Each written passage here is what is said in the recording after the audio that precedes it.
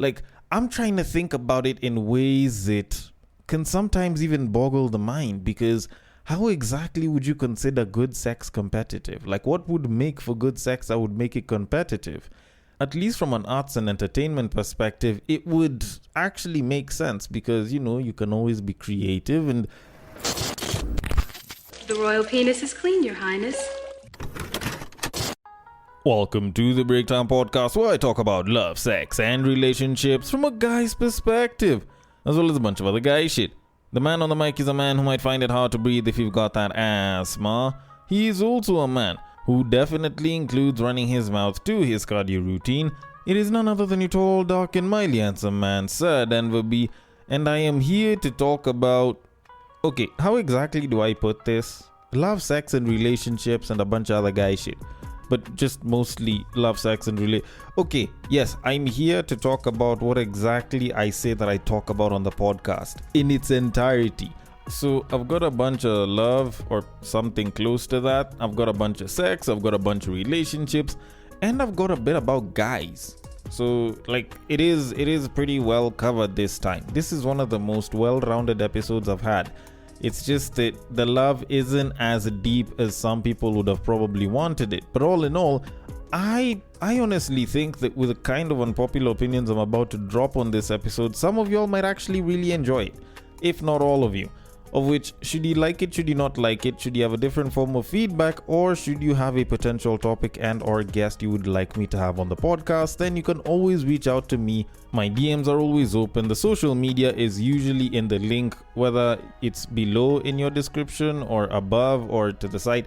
Anyways, wherever it is your description is, on whichever app you're using, my social media links are usually provided there. And should you feel a little bit lazy or you can't go and have a look at them at this point, then you can obviously just listen all the way till the end, because I always mention the social media right at the end of the episode. Now, with that said, I do need to get things going, and I want to kick things off by going to Europe. More so Scandinavian Europe. But to be more specific, I am talking about Sweden. Now, I recently got some news that Sweden has officially declared sex as a sport and a tournament is already being prepared. And I'm not gonna lie, if there's a people that I find fascinating as far as just hearing stuff about them is concerned, especially over the days and some of the stuff that Nordic people will do, it's basically just Nordics. The Nordic people, the Scandinavian people are always interesting because they tend to make particularly interesting decisions, and because they are, I guess, maybe supported particularly well in their countries, or they just don't give a shit. Those guys end up doing some very, very interesting things as far as just reaching through the depths of going out of your box and opening up creativity. But now, I'm not gonna lie, this whole thing about declaring sex as a sport, what the fuck is practice going to be? That's one of the things that I do have to ask myself. But before I can get into my thoughts on the entire thing, let me just read the article that came with this particular piece of news, which said, and I quote, "As unbelievable as it may seem, reports have circulated that Sweden has officially declared sex as a sport, with plans for a first-of-its-kind competition evaluated by a panel of judges. The concept centers on the idea of treating intimacy as an athletic discipline where various characteristics are analyzed in a tournament setting. The Swedish Federation has long advocated for this recognition, suggesting that the chemistry, endurance, and understanding involved in sex are vital traits that can be measured. This move towards establishing a championship has sparked intense discussion globally about the definition of sport and athletic performance. Under this proposed framework, participants would be evaluated on specific vital characteristics, and the tournament would reportedly even feature its own audience. The goal of such an initiative is to transition these interactions into a regulated competitive format similar to other performance-based activities. While the idea of a European Sex Championship has captured significant attention across social media, it has also faced major pushback from traditional sports organizations. These bodies maintain strict criteria for what constitutes an official sport, leading to a complex debate over the legitimacy of the federation's claims. As this story continues to trend, it highlights the evolving boundaries between life and public entertainment. Whether this marks the beginning of a new era in competitive events or remain a controversial outlier remains to be seen as more details emerge about the Federation's future plans. End quote. Okay, now I'm not gonna lie, for the most part, I'd be like, you know what, let them have it as a sport, Then when it got to a point where they were busy talking about something about performance-based activities, I was suddenly like, you know what, maybe they shouldn't have declared sex as a sport. Because imagine you walking to the gym to pick up your partner, then you're checking in to see how things are going because they said that they're an athlete, and then you walk in on them receiving it from the coach or like giving it to the coach. Do you know how wild that shit is? Like, the thought of it. Like, imagine you dating an athlete that would require you to be in an open relationship. Do you know how mad that shit would be? Like, would they have a men's category alone? Would it feature women? Would women also have a women's category or a for women? Like, are they going to use the toys or are they going to do it with each other? Like, I have so many questions about this entire thing. But the thing that even seems like a bigger thing to talk about is imagine the audience and the commentary that would be there. Like, just think about it.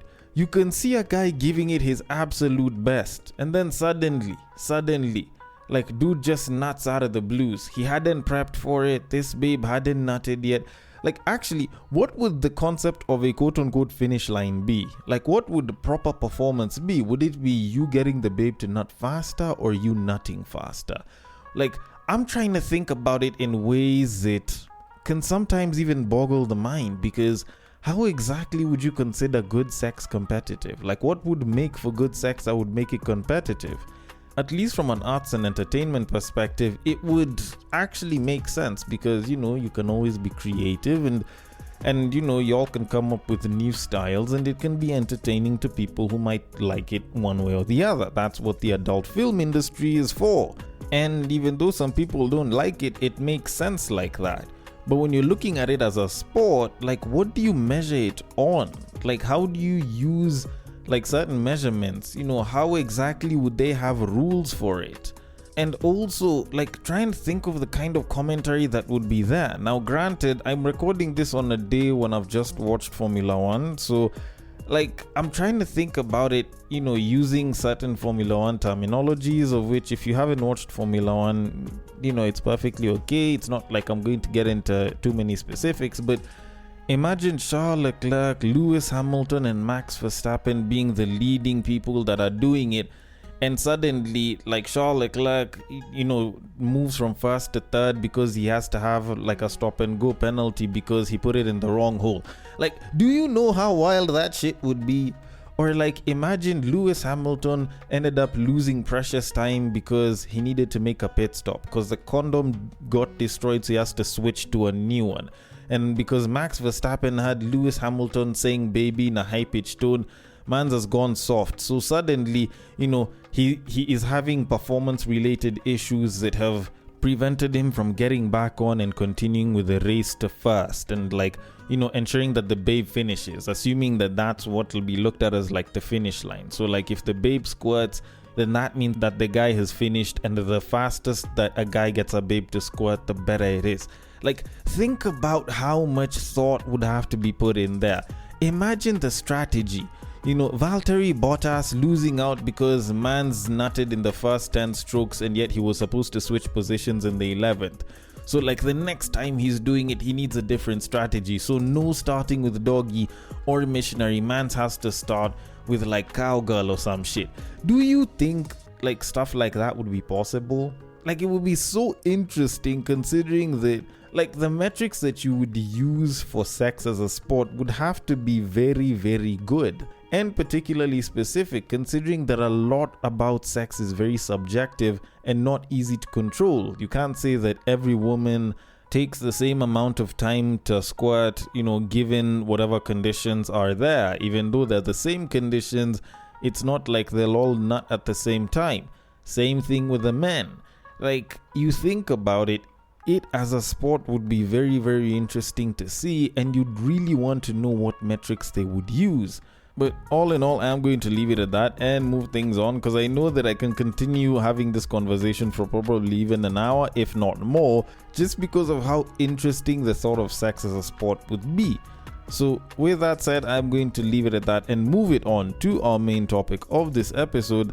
Now, I want to kick things off by talking about the fact that it's been a little bit of a while since I did Unpopular Opinions.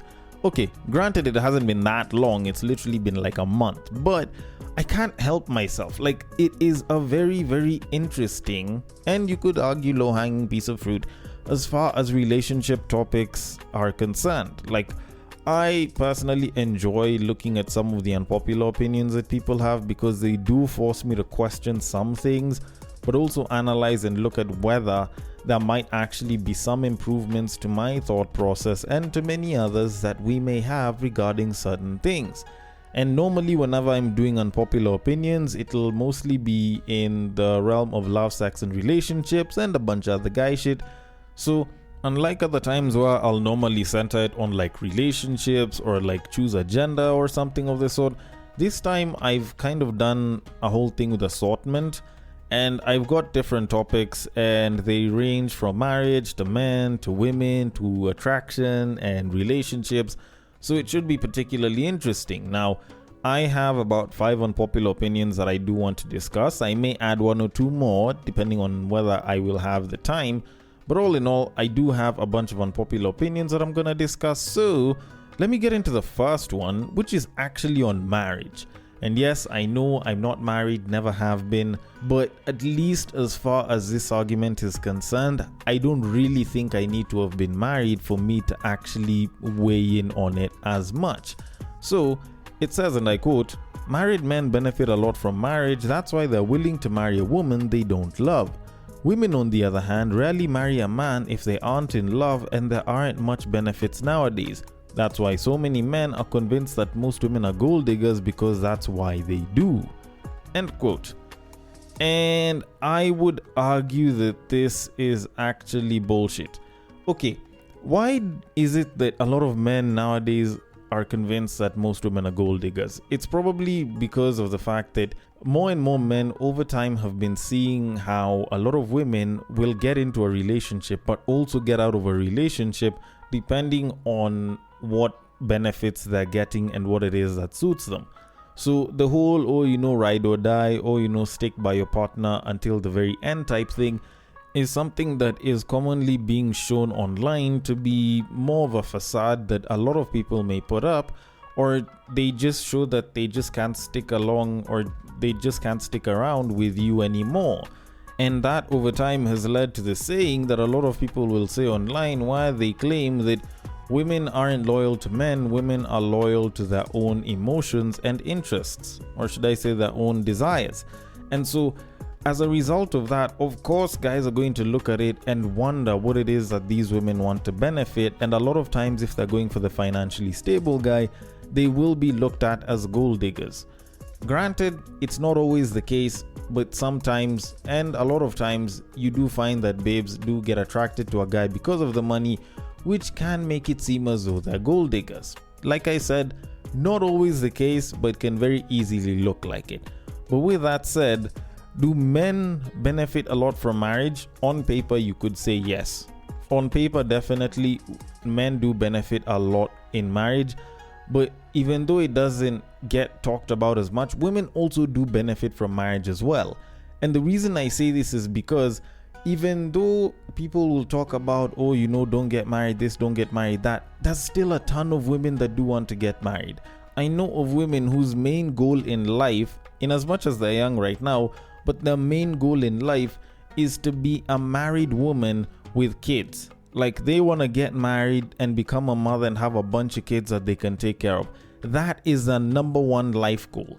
And to tell me that women don't get benefits from marriage and there are very few is mostly a stack of bull. Fine, women nowadays can work and make their own money, but that will not replace the full set of benefits that a woman can get from marriage.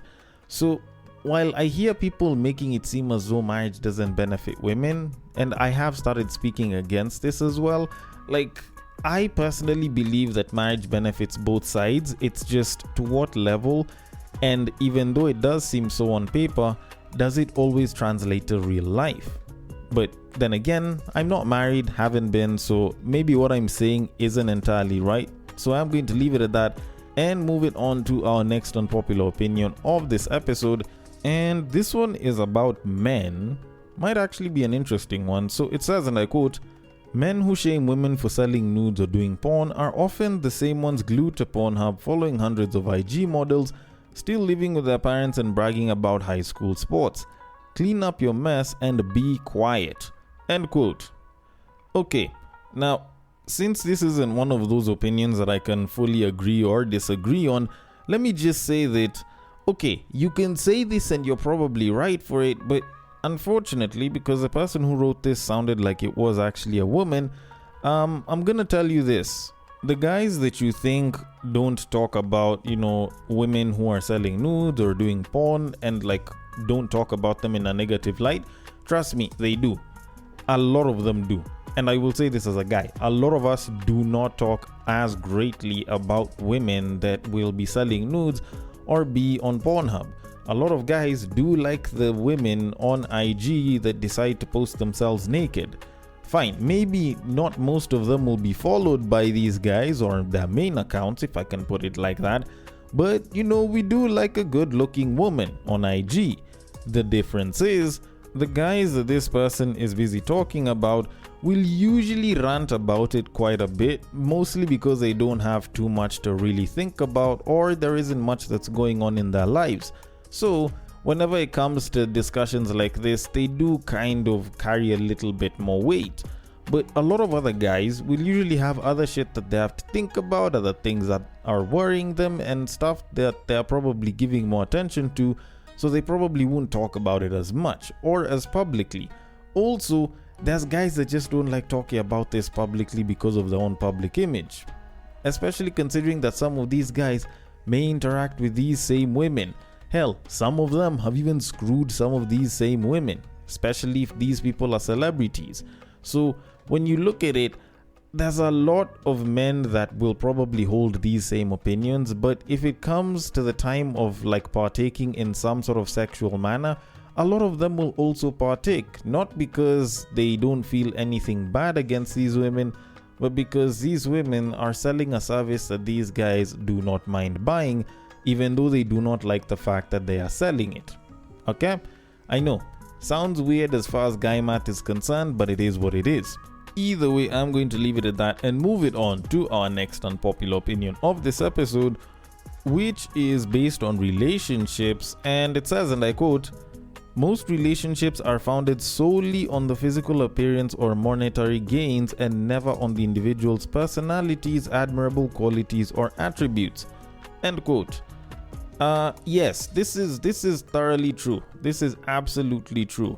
I think the only reason that this isn't a popular opinion, if I can put it like that, is just the fact that people try to make it seem as though they're not attracted by things that are very vapid and vain and shit.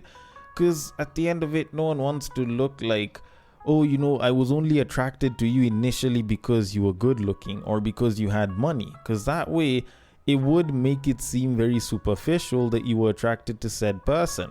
But the truth of it is, attraction isn't necessarily supposed to be because of something deep. At the end of the day, attraction is based off of perceived value. If someone is considered more attractive, or if someone is considered attractive because they look like they have high perceived value, then of course someone is going to go for it because they want to be with something or own something or someone that has high perceived value.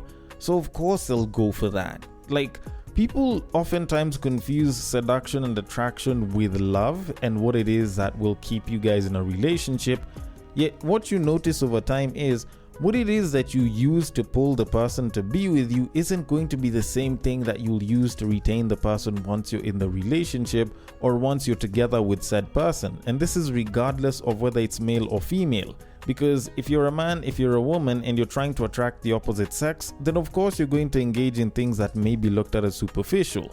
But at the end of the day, like, it's not like you'll say that, oh, this person had a great personality. No, like, they made you laugh and that's it.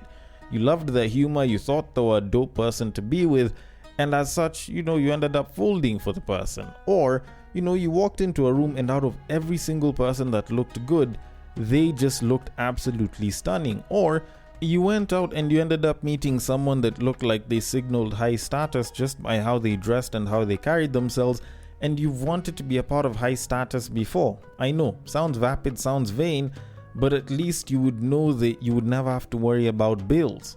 Like, don't get me wrong, I'm not saying that everyone should be a gold digger here, but point of it is, what it is that attracts you to someone shouldn't be what it is that keeps you with a person. And I remember back in high school, I did say something related to this, and I know I didn't have this podcast when I was in high school, but wisdom was flowing from me back when I was a kid. But I remember back when I was in high school, I coined up the term where I was saying that a babe's beauty is only good to me for the first 5 minutes. And the reason I used to say that back in the day was because I'd realized that there were some babes that were just beautiful, but beyond that didn't really have much to offer as far as personality or even just positive attributes, because they were too busy being coddled by other guys and being enjoyed for the fact that they were beautiful. Oftentimes people would forget to look further than that, which was where someone's personality and positive attributes came from. Now, like I said, clearly I had wisdom well beyond my years back then, but all in all, what I am trying to say is, what it is that is used for attraction and seduction is never really going to be what will be useful when it comes to mate retention or just being with someone and keeping someone in a relationship. So expecting that someone is going to see how great your personality is and you just met them is probably a bit of a pipe dream for many people. But with that said, let me move things on to the next unpopular opinion, which says, and I quote, "My cousin said his girl always says no when he asks her if she needs anything." I'm like, bro, you can never ask an independent woman if there's anything she needs you to do for her. Her answer will always be no, even if there is. This is because her pride and her self-reliance is all she knows. So if you want to do something for her, you have to just do it. It will show you initiative and it will make her more comfortable with the idea of depending on you. End quote. And okay, maybe for women this makes sense, but personally as a guy, I feel like this is just bullshit, because this is like one of the most inefficient ways to actually communicate on the planet. Because not only are you not saying that you don't want anything, you are expecting me to figure out whatever the fuck it is that you want so that I can actually go ahead and cater to whatever needs that you claim that I should be knowing from the jump, which I consider to be absolutely stupid. It's like, imagine me living with my girlfriend and my girlfriend asks me what I want to have for dinner, and I'm like, you know what, I don't really feel like cooking, so I'm good for now. Then she goes ahead, makes a Caesar salad and gives it to me, and then I look at her and then I'm like, I actually wanted ugali and nyama choma.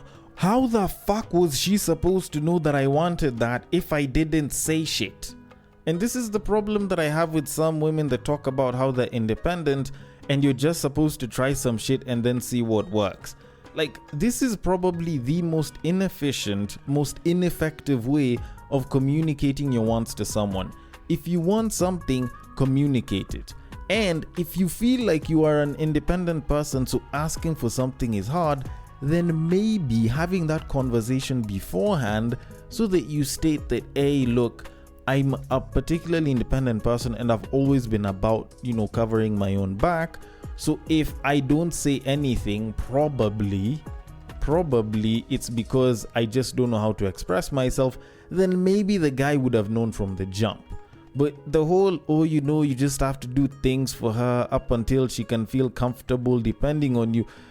Nigga, that's a bunch of bullshit. Like, just say what it is that you want. Even though you don't want it, start with something small. Start with the little things as you graduate to bigger and bigger things. Otherwise, if all you're going to do is shut the fuck up and then judge whatever option I give you, then you might as well date yourself. Just saying, you know? But anyways, with that said, let me cap things off with something that's a little bit nicer and sweeter with this final unpopular opinion, which says, and I quote, "The longer you're in a relationship, the more a girl might get moody or randomly upset, not because you're not compatible, but because the more she loves you, the more she wants your attention and affection. If that tires you out, go find someone who doesn't love you." End quote. Okay, so this is, in my opinion, a tactic that is used by women for the sake of mate retention. Now, don't get me wrong, I'm not saying that like this is something that is like consciously perceived and it's like, oh yeah, at some point I have to become a problem. No, this is just a way that women basically communicate wanting to be with you, and this is a sign of love, if anything. Now, of course, depending on how the babe expresses herself, it may not come out in the best of ways, but the way I see this is basically young couples speak for, my feelings are all the way in this and I want them validated. And it is also a signal for a woman that is basically attempting to do a lot more mate retention because they have locked in on a guy. Now, women do tend to do a lot of tactics that are supposed to initiate more mate retention, and it's just that people don't discuss it as much. But one of the most prominent examples of this that I've heard is from the attachment psychologist known as Adam Lane Smith, when he was busy talking about how like married couples, I think it was like 3-4 years into the marriage, will kind of have this situation where the woman has an increase in sex drive. And the justification behind that is basically mate retention, because she doesn't want the man straying away and going to look for other women. And as a result of that, you know, in as much as it is mostly a subconscious thing, it is still basically about mate retention. I would argue even the whole like your girl getting moody or upset randomly because she wants to spend more time with you and wants more affection from you, like I would argue that this is also very subconscious. But all in all, I feel like as a guy, if this is happening to you, maybe how it's expressed could be the issue, but for the most part I think it's pretty sweet. You know, at least you know your babe genuinely does love you. But then again, I could be wrong about this. Maybe I'm the one that just doesn't have too much experience to consider it annoying. But either way, I want your thoughts on it. The DMs are open on IG. It is at the Breakdown_podcast. On Facebook, it is at the Breakdown Podcast. On X, it is at Bagaka the D. And on Bluesky, it is at the breakdownpod.bsky.social. Thank you so much for listening all the way till the end, and I will catch you guys on the next break.